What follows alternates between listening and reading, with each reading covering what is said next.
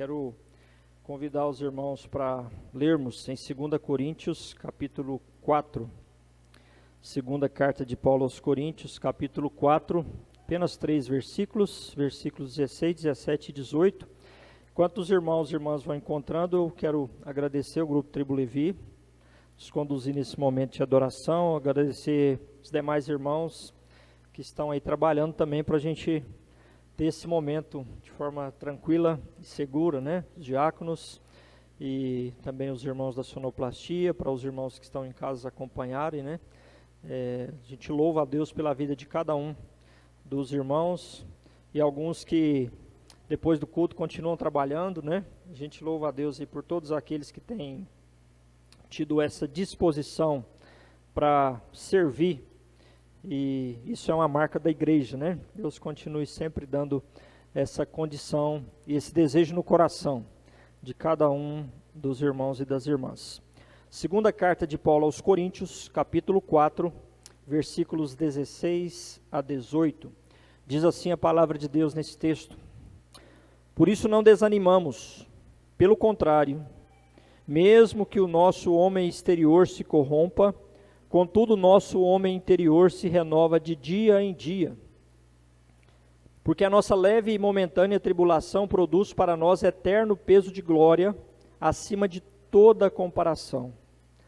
Não atentando nós nas coisas que se veem, mas nas que se não veem. Porque as que se veem são temporais, as que se não veem são eternas. Deus abençoe leitura da palavra para nossa edificação. Esse sermão vai ter um tom na mesma direção do que eu preguei há 15 dias atrás, com enfoques diferentes. Nós lembramos lá do texto de Isaías, focando em Deus e na ação de Deus para trazer para nós renovo. E esse texto foca em algumas coisas que nós devemos observar e entender para estarmos animados e dispostos. Os irmãos e as irmãs estão animados? Estão animados em casa? Animada, Júlia? Joia, legal, isso aí. Esse é um dos convites desse texto, para que nós nos animemos, como estou tematizando a mensagem dessa forma. Animemos-nos. Vi esse convite aí no texto, e espero que os irmãos vejam também comigo como ele está aí descrito. O tema central de 2 Coríntios é o relacionamento entre o poder do Espírito Santo na vida, mensagem e ministério do apóstolo Paulo. O ministério do apóstolo Paulo foi questionado constantemente, desde o seu início. Algumas pessoas olhavam para ele e falavam: você não é apóstolo. Foi assim até o fim do seu ministério. Nesse momento específico em Corinto, o argumento dos oponentes, daqueles que falavam que ele não era um ministro de Jesus Cristo, da ressurreição, era que ele tinha sofrido demais. Eles pensavam, por ser um apóstolo de Jesus, não deveria sofrer tanto. Você sofreu demais, então você não é um apóstolo. Jesus teria te protegido, Deus teria te livrado, então nós não podemos vê-lo como um apóstolo do Cristo ressurreto. Paulo então defende o seu ministério mostrando que a sua fraqueza e o sofrimento eram um meio pelo qual os crentes eram consolados, aprendiam a consolar outros, e através também desses sofrimentos, Deus em Cristo se tornava reconhecido do mundo. Mas é muito comum o sofrimento trazer desânimo, tanto em quem sofre, como em quem vê o sofrimento dos outros, e sofre junto, e às vezes acompanha o sofrimento, e nós vemos isso, temos visto isso nesses dias. Por isso, diante disso, Paulo fala de si, e fala aos irmãos para que eles não se desanimassem. Observe, por exemplo, no capítulo 4, versículo 1, onde ele diz: Por isso, tendo esse ministério, segundo a misericórdia que nos foi dada, não desanimamos. Pelo contrário,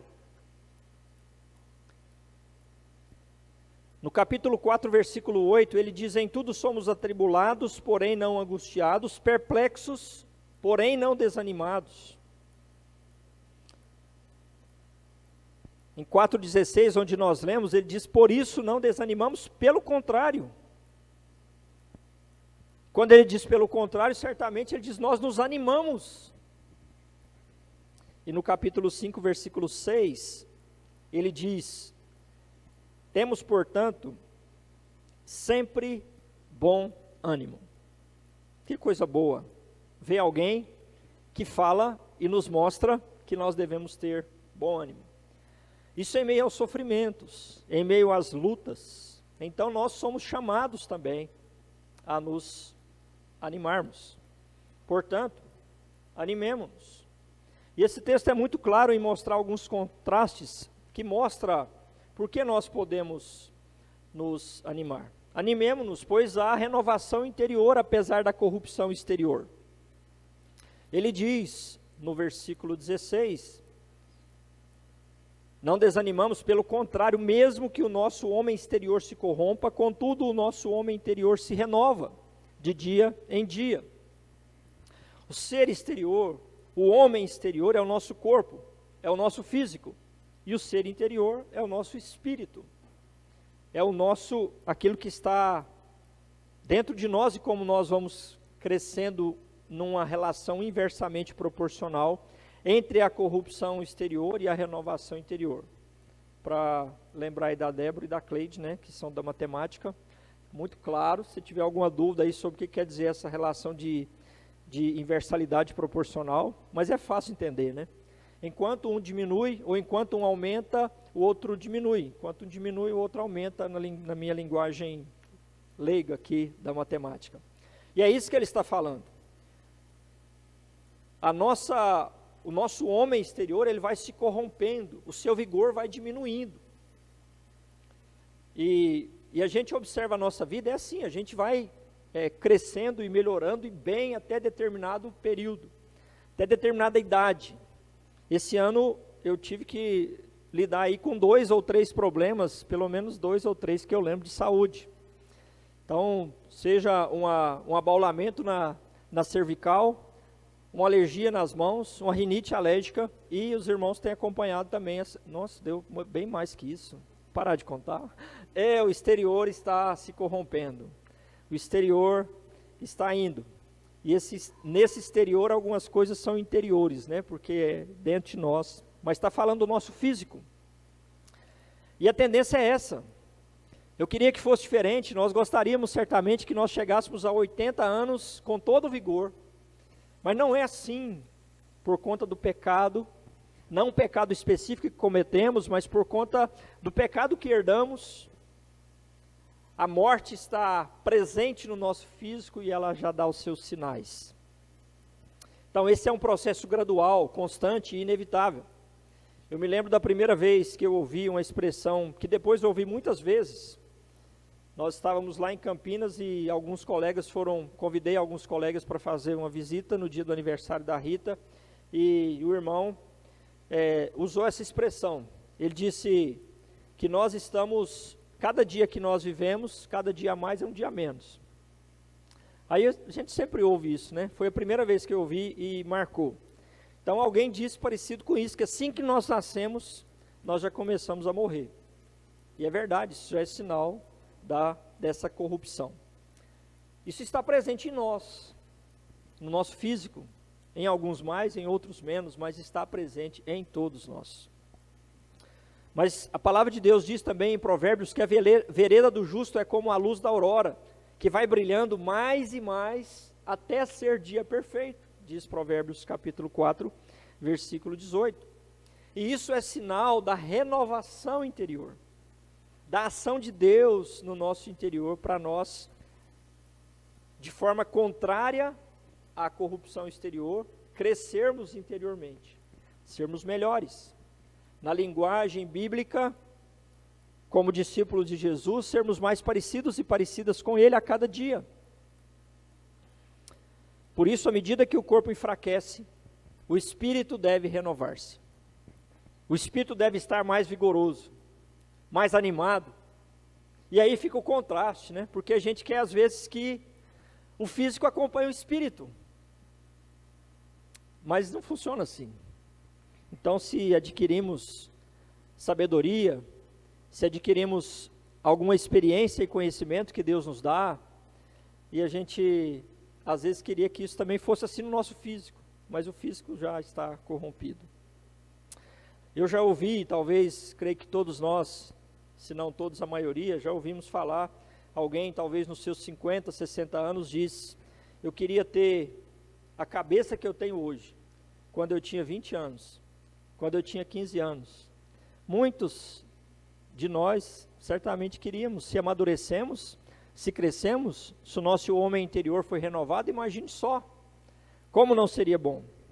Mas não é assim, nós precisávamos do tempo para amadurecer e para o nosso homem interior ser renovado. E a experiência de Paulo, ela deve ser modelar para nós, nessa vivência dessa inversalidade proporcional. Mas, irmãos, isso não é automático.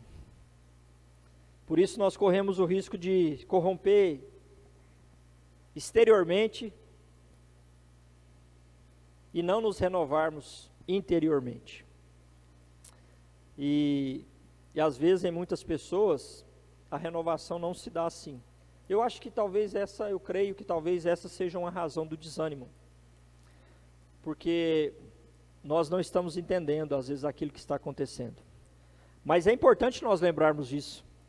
E nós temos na orientação que nos é dada pela Escritura, na Palavra de Deus, o que nós podemos e devemos crescer, mesmo diante das corrupções exteriores no nosso físico, como ele está falando aqui.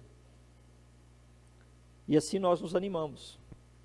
Por isso, animemo-nos, que o nosso homem interior se renove, que Deus traga isso a nós, para que nós sejamos renovados e, consequentemente, animados. É isso que Paulo diz. Por isso não desanimamos, pelo contrário, ainda que a gente possa se desanimar por algumas razões e questões, nós temos outras razões que nós devemos estar animados. Essas razões devem sobrepujar, devem suplantar aquelas razões que nos fazem desanimar. Animemo-nos, irmãos e irmãs, porque a renovação interior, apesar da corrupção exterior. Animemo-nos também, pois há eterno peso de glória acima das tribulações momentâneas. E aqui, às vezes, a corrupção exterior está relacionada às tribulações. E é interessante observar para esse texto, e Paulo está falando de outra coisa relacionada, como eu disse, mas ele diz que há alguma coisa negativa e alguma coisa positiva ligada a isso. Então todos nós passamos por tribulações.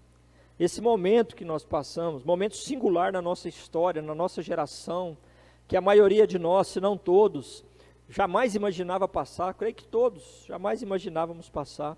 E como eu disse no início desse momento de culto, às vezes além desse momento, outras tribulações são acrescidas à tribulação desse momento. E às vezes nós, que em algum momento de dificuldade na saúde, tínhamos uma certa facilidade, não tinha nenhum problema de ir ao médico e pensar, vou chegar lá e corro o risco de ser contaminado por uma outra enfermidade, embora já tivesse outras lá. Agora não. Então houve um acréscimo. Isso é muito comum, todos nós agora temos que pensar mais quando temos a necessidade de ir em um lugar de atendimento médico. Paulo diz que as tribulações que ele sofre, que não estão exatamente semelhantes às que nós sofremos, porque ele está falando dos sofrimentos que ele tem por Cristo, ele diz que ela é leve e momentânea. Eu vou lembrar de que Paulo está falando, para a gente comparar com as nossas tribulações, que às vezes a gente acha pesadas, às vezes a gente acha que está difícil demais para nós, está muito complicado. A gente ouve uma história, ouve uma situação, sabe de alguém que está enfermo, nós sofremos e nós falamos, parece que eu estou já naquilo que a palavra de Deus diz que é o limite. Embora seja difícil comparar tribulações, porque cada um de nós tem uma constituição já dada por Deus, mas olha o que ele diz: porque não queremos, irmãos, que vocês fiquem sem saber que tipo de tribulação nos sobreveio na província da Ásia. Foi algo acima das nossas forças, a ponto de perdermos a esperança até da própria vida. Ele diz isso em 2 Coríntios, capítulo 1, versículo 8. Mas olha o que ele diz quando ele relata alguns outros sofrimentos mais específicos, porque esse ele não especificou, ele só fala de uma tribulação que sobreveio e foi muito forte. Mas mais adiante em 2 Coríntios ele diz: 5 vezes recebi dos judeus 40 açoites menos um. 3 vezes fui açoitado com varas. 1 vez fui apedrejado. 3 vezes naufraguei. Fiquei uma noite e um dia boiando em alto mar. Em viagens muitas vezes, em perigos de rios, em perigos de assaltantes, em perigos entre patrícios, em perigos entre os gentios, em perigos na cidade, em perigos no deserto, em perigos no mar, em perigos entre falsos irmãos, em trabalhos, em fadigas, em vigílias muitas vezes, em fome e sede, em jejuns muitas vezes, em frio e nudez. Essa é a lista que Paulo fez, da qual ele tinha dito leve e momentânea. E a sua? E a minha? Como é?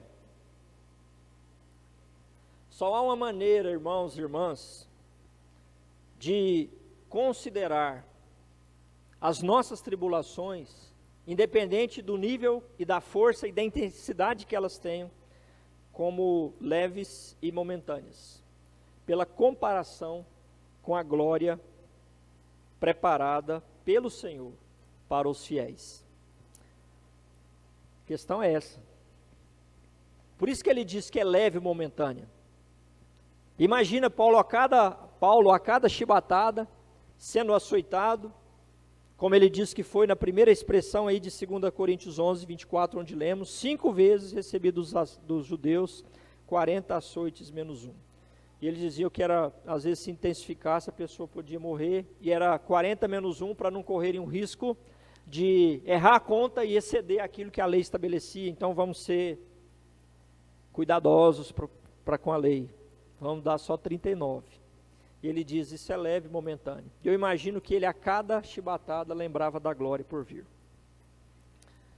Essa é a única maneira de a gente entender que qualquer tribulação que passamos, ela é leve e momentânea. Há um eterno peso de glória, e essa glória prometida aos fiéis supera as tribulações em intensidade e em duração de uma forma incomparável.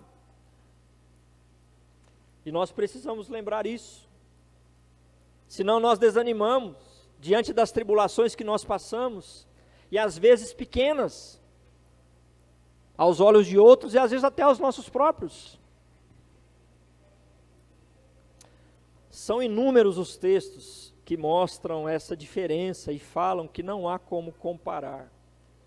Romanos 8,18 mesmo diz, porque para mim tenho por certo que os sofrimentos do tempo presente não podem ser comparados com a glória a ser revelada em nós. E para lembrar um outro texto também conhecido, o apóstolo João diz, e lhes enxugará dos olhos toda lágrima. Já não existirá mais morte, já não haverá pranto, nem luto, nem dor, porque as primeiras coisas passaram. Essa dor que muitos de nós estamos sentindo nesses dias, pela morte de um amigo, de um parente, e nós temos partilhado muitos momentos assim nesses dias. Vai passar, isso não mais existirá. E aquilo que nos aguarda e nos espera é muito maior que isso. Não se compara a isso, aquilo que Deus está preparando para nós.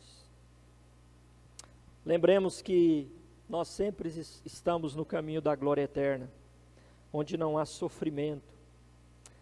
Quando nós lembramos disso e pensamos nisso, Tudo aquilo que a gente vive aqui parece pequeno.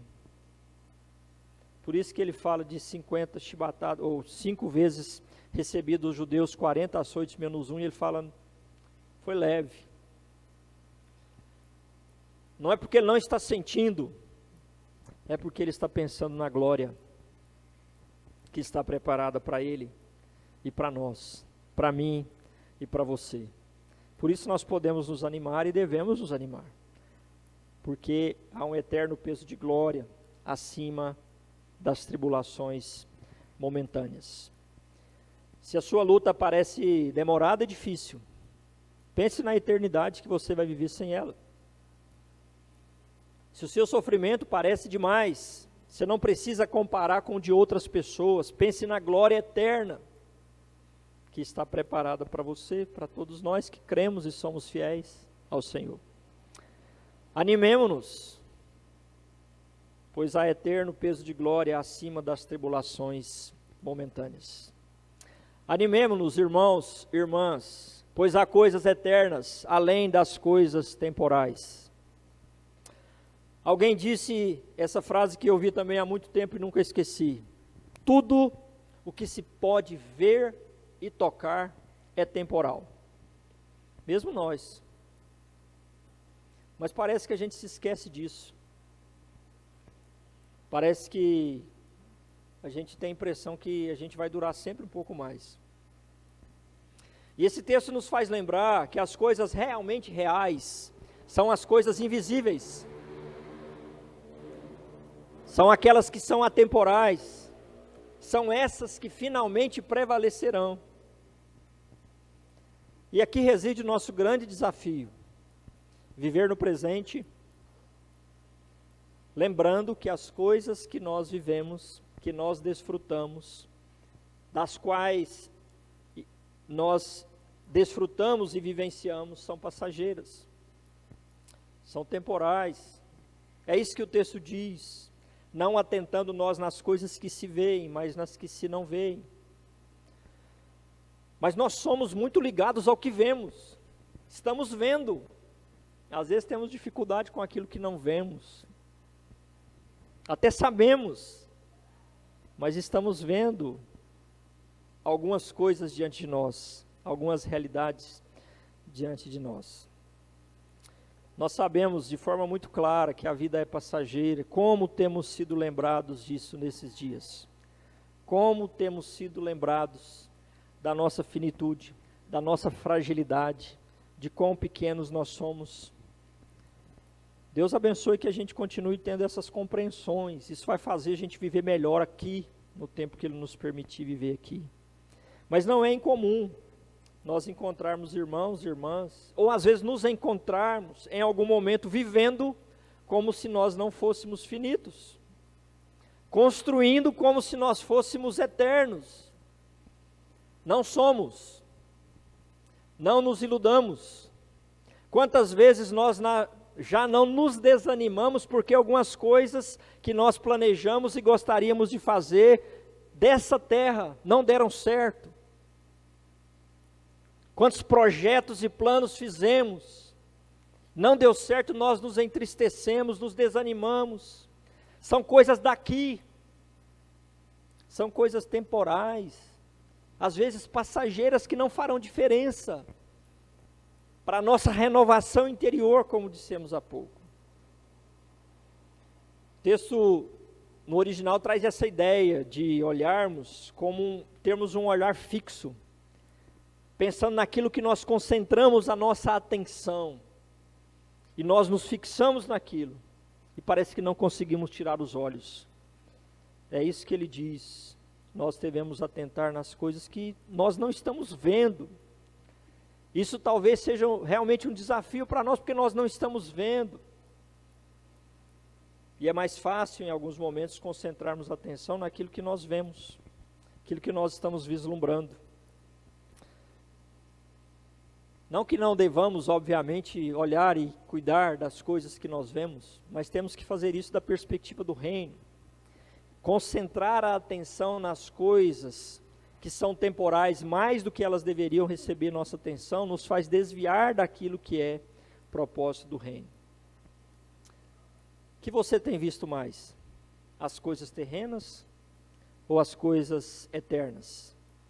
As coisas temporais, passageiras, ou as coisas que estão para além das coisas temporais e passageiras? Nós somos chamados a viver pela fé. E o texto de Hebreus, quando define fé, ele fala disso. Ora, a fé é a certeza de coisas que se esperam e a convicção de fatos que não se veem. Pois pela fé os antigos obtiveram bom testemunho. Pela fé entendemos que o universo foi formado pela palavra de Deus, de maneira que o visível veio a existir das coisas que não são visíveis. Então aquilo que nós vislumbramos veio de algo maior, que nós não vislumbramos.